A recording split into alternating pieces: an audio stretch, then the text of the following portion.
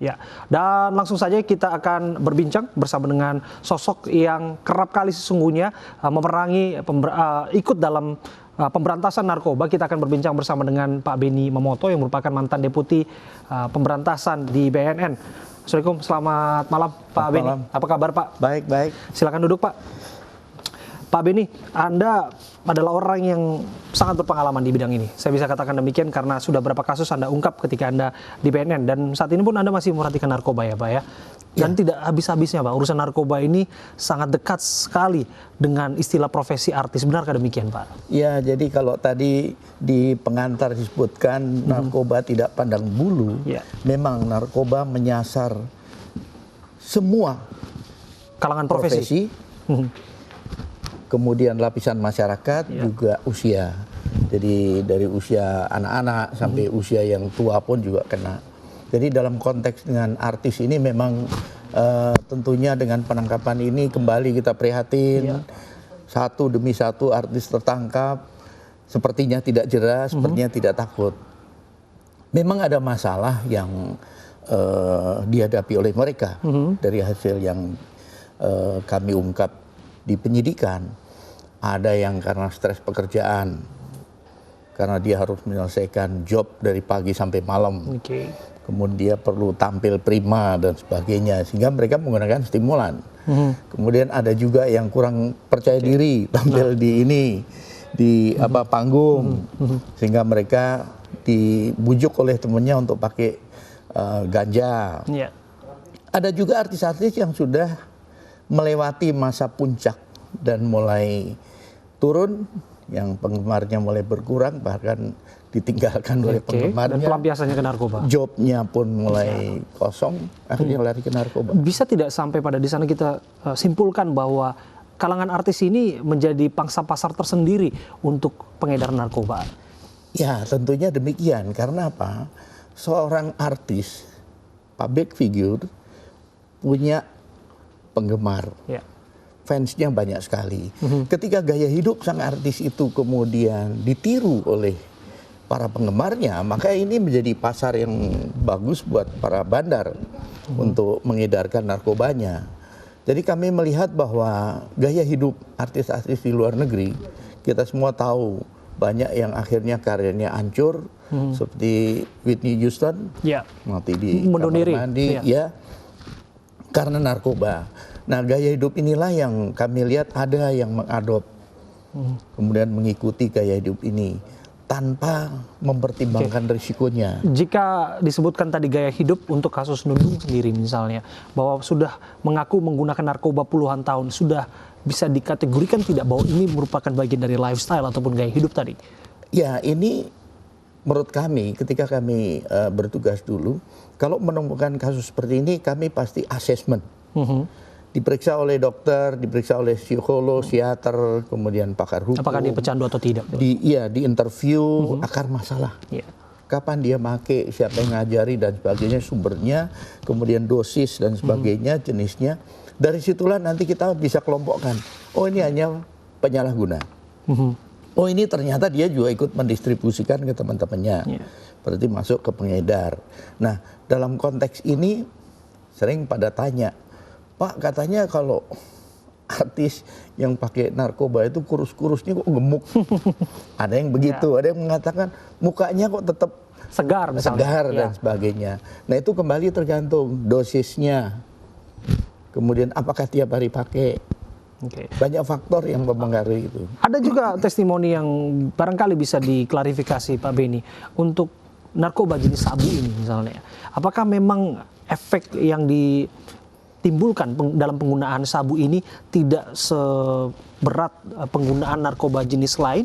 Karena ini digunakan dalam puluhan tahun, orang juga melihat bahwa tidak ada perubahan yang drastis dari sosok penggunanya. Dalam hal ini misalnya Nunung misalnya. Ya, memang kembali apapun jenisnya, dosis menjadi penentu.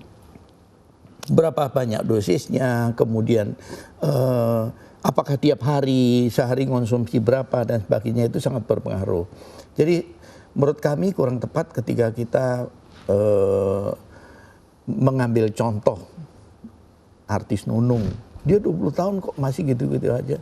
Jangan salah, bagaimana dengan hati dia? Kalau Organ sudah dalam rusak, organ dalamnya rusak, kemudian yang jelas susunan saraf pusat pasti diserang sehingga cara berpikir, cara bersikap, bertindak akan sudah tidak seperti semula. Oke. Tidak jarang juga bahwa ada beberapa kasus sesungguhnya, Pak. Artis tidak hanya menjadi seorang pecandu, namun juga terlibat dalam peredarannya. Salah satu yang terbukti misalnya adalah sudah dihukum Steve Emmanuel misalnya. Dalam kasus ini bisa tidak ya transisi dari seorang yang pengguna kemudian dia menjadi seorang pengedar juga? Ya biasanya mereka begini, awalnya dia hanya pemakai, tetapi ketika tidak punya uang, maka dia akan dipengaruhi oleh sang bandar. Oke, saya kasih gratis, tetapi kamu tolong jualin sekian. Sehingga misalkan jual 10 paket, saya kasih gratis 1. Maka dia kan berusaha untuk mencari pembeli, memasarkan, supaya dia dapat paket itu lebih. Ini salah satu trik-trik sindikat dalam rangka membangun jaringan ya. Ya ini juga menarik bahwa terkesan yang ditangkap publik saat ini, kalau artis yang kena narkoba pasti ujung-ujungnya rehab begitu. Kalau orang lain, nah ini beda kasus misalnya, bisa jadi mereka justru dibui begitu. Barangkali bisa dijelaskan klasifikasi seorang pengguna yang bisa berujung rehab atau tidak, Pak? Iya, jadi dalam undang-undang sendiri, kalau kita pelajari lebih jauh, memang ada sesuatu yang masih tanda kutip ya bermasalah. Di satu sisi barang siapa yang memiliki berapapun jumlahnya itu dikenakan sanksi hukum di penjara. Tapi di sisi lain para penyalahguna ini juga punya hak untuk rehab. Nah di situ terjadi perdebatan yang akhirnya waktu itu kami mengajukan surat kepada Mahkamah Agung untuk minta petunjuk. Ini harus bagaimana penafsirannya. Akhirnya Mahkamah Agung mengeluarkan surat edaran yang memberi petunjuk kepada para hakim. Ketika menangani terdakwa, memenuhi kriteria, dia memiliki barang bukti yang hanya dipakai untuk 1 orang sehari, kemudian tes urin positif, bukan masuk dalam jaringan, kemudian tidak ada bukti-bukti bahwa dia pengedar dan sebagainya, berdasarkan hasil asesmen, maka vonisnya rehab. Nah, dalam kasus Sami Simorangkir, kita semua prihatin. Sudah dihukum begitu lama, banding kasasi, dikasasi, ternyata vonisnya rehab. Dia dirugikan. Oleh sebab itu, ketika kami bertugas, kami menginisiasi setiap menangkap yang ditangkap memenuhi unsur atau kriteria bahwa dia hanya penyalahguna, maka kami tempatkan di panti rehab. Baik. Kita akan coba mengajak salah seorang publik figur ataupun artis yang bisa memberikan perspektif lain dalam menanggapi darurat candu narkoba ini, utamanya di kalangan artis. Kita sapa Mbak Dinar Kendi. Assalamualaikum, selamat malam Mbak Dinar. Selamat malam. Di belakang kita saat ini, Pak. Ya, Mbak Dinar, barangkali bisa dijelaskan kepada kami seberapa masif sih sesungguhnya menurut Anda peredaran narkoba? Anda seorang DJ ya, di klub malam misalnya. Nah, jadi kan klub itu ada 2 versi. Pengalaman narkoba itu ada pengalaman 2. Ada 2 pengalaman juga. Jadi pertama dia tuh lagi pas dari sekolah waktu kuliah. Jadi ajakan teman. Jadi sempet kayak ada ajakan teman buat pakai narkoba. Jadi narkoba itu bukan hanya di kalangan artis. Kayak waktu pas kita sekolah kuliah juga itu peredaran narkoba udah ada. Udah ada ajakan benar. Baik, iya itu tadi sudah disampaikan soal semua kalangan profesi, usia. Namun saya ingin kepada pengalaman Anda, Mbak Dinar. Anda adalah seorang DJ. Anda hidup dengan suasana dunia malam. Disebutkan bahwa ini adalah tempat yang marak sekali peredaran narkoba. Apakah Anda sepakat dengan ini atau barangkali Anda pernah menyaksikan ada orang yang menyebarluaskan ataupun memperjualbelikan barang haram tersebut?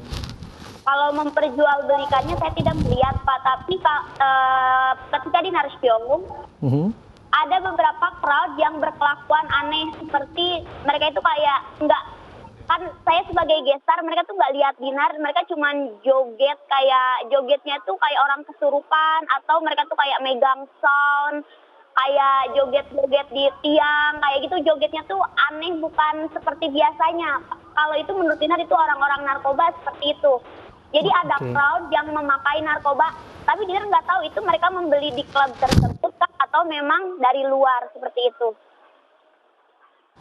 Seberapa sering sesungguhnya Anda melihat bahwa seseorang menggunakan narkoba di tempat Anda, misalnya sedang bertugas sebagai seorang DJ, Mbak, atau barangkali ada teman Anda yang pernah terjerat, atau barangkali Anda sendiri pernah ditawarin oleh orang yang tidak bertanggung jawab?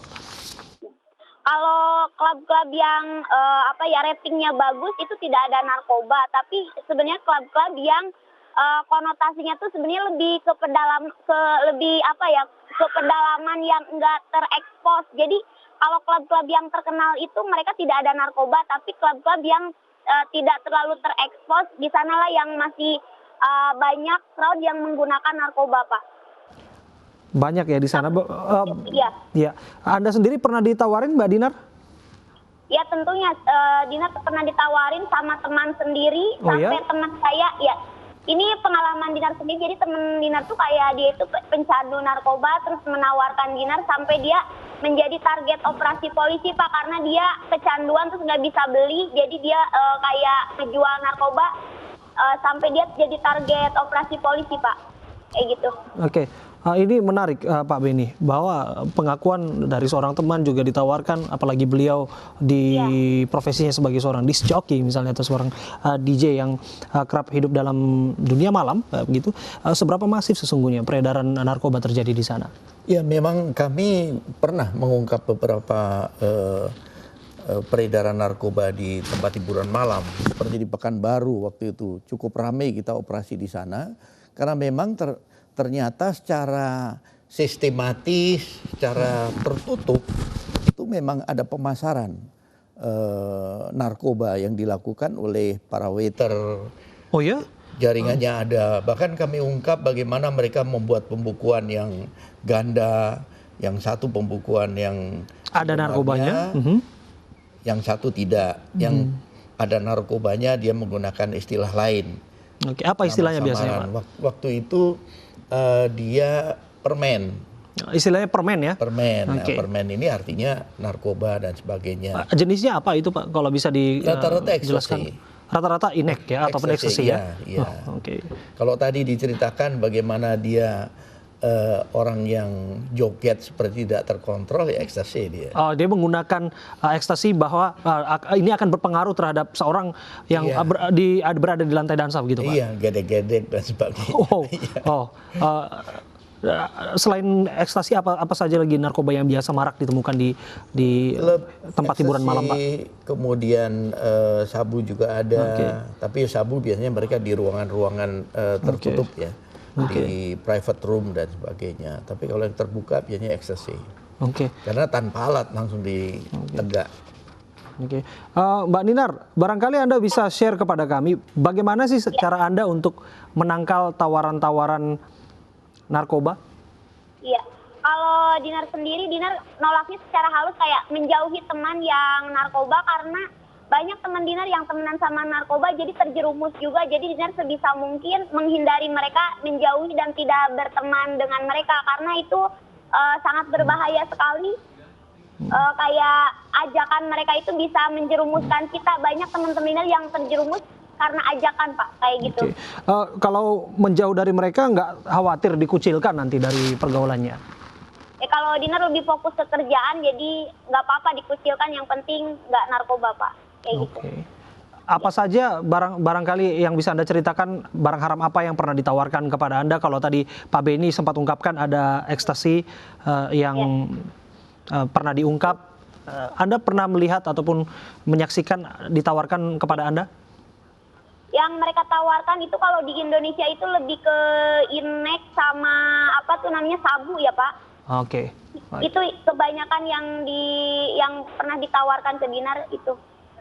Oke. Mereka bilangnya Dinar mau ikan nggak, kayak gitu, Pak. Apa istilahnya, Mbak? Ikan. Oh, ikan ya istilahnya ya. Oh, kalau tadi Pak Beni sempat jelaskan istilah permen itu juga istilah yang lazim, itu menggambarkan sesuatu yang bersifat narkoba ya, Mbak ya? Iya Pak. Oke, Pak Beni, komentar Anda, Pak.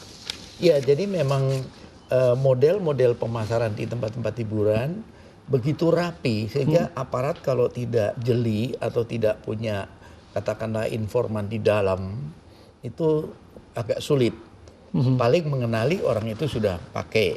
Maka ketika aparat melakukan rahasia, kemudian tes urin, banyak ditemukan mereka yang positif mengonsumsi narkoba. Oke. Jika kemudian demikian sudah di tes urin positif menggunakan narkoba, tindakan apa lantas yang akan dilakukan terhadap pengunjung klub malam ini, Pak? Ya, kalau yang kami lakukan setelah mereka ditangkap bawa ke kantor, mereka kita lakukan asesmen. Asesmen ini penting sekali karena konteksnya adalah apa tindak lanjut terhadap orang ini. Oke. Nah, dengan di asesmen tahu akar masalah, kemudian tahu konsumsinya, jenisnya apa, berapa lama, dari mana barangnya. Maka ketika tim asesmen merekomendasi ini wajib untuk segera masuk panti rehab karena sudah parah misalnya. Maka itulah yang dilakukan oleh penyidik. Oke. Dasar rekomendasi tim asesmen inilah yang digunakan. Sehingga tidak sembarangan. Kalau tadi ditanya, kok kesannya kalau artis selalu rehab, sementara masyarakat tidak. Sesungguhnya tidak demikian. Oke. Karena kalau artis itu diekspos besar-besaran, kalau yang masyarakat biasa tidak. Jadi tadi kuncinya, ketika tim asesmen sudah menyatakan rekomendasi rehab, artinya dia hanya penyalahguna, maka dia harus direhab. Kenapa? Ketika nanti masuk penjara, dia malah naik kelas. Yang tadinya hanya pakai sekali dua kali, di penjara kita semua tahu kondisinya. Di dalam ada peredaran narkoba, ada suppliernya, justru memperburuk keadaannya. Dilatih untuk nanti menjadi pengedar. Setelah keluar malah jadi pengedar. Ini kondisi saat ini. Sudah ada contoh kasusnya itu ya, Pak? Dan kami banyak mengungkap. Waktu itu di Lapas Cipinang, Salemba, Nusa Kambangan, Kerobokan, Tanjung Gusta, Medan. Terakhir ke Mbak Dinar. Mbak Dinar, apa komentar Anda dengan ada beberapa artis yang belakangan ini terjerat narkoba? Apa yang ingin Anda sampaikan kepada kolega Anda? Karena kan seyogianya public figure itu adalah contoh ataupun teladan di masyarakat begitu. Dengan kasus seperti ini bisa memperburuk nama ataupun kalangan artis di mata penggemarnya. Ya, maka dia sangat kecewa atas kejadian kayak selebriti banyak yang ditangkap karena narkoba.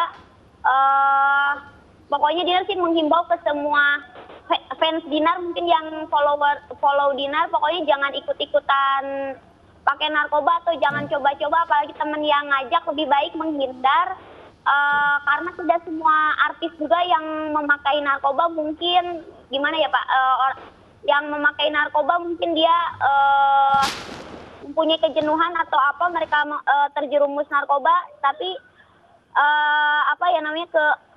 ke fans Dinar, pokoknya Dinar menghimbau jangan pernah coba-coba narkoba karena itu sulit buat keluarnya kayak gitu. Baik, kiranya pesan baik ini ditangkap oleh siapa saja, bukan hanya fans Anda ataupun siapapun yang menyaksikan program ini, dan seluruh masyarakat tentu saja agar bisa terhindar dari jerat narkoba. Terima kasih Mbak Dinar, terima kasih Pak Beni Mamoto sudah berbincang bersama kami. Kita mengutip banyak sekali hal yang bisa disampaikan pesan baik dari dialog ini.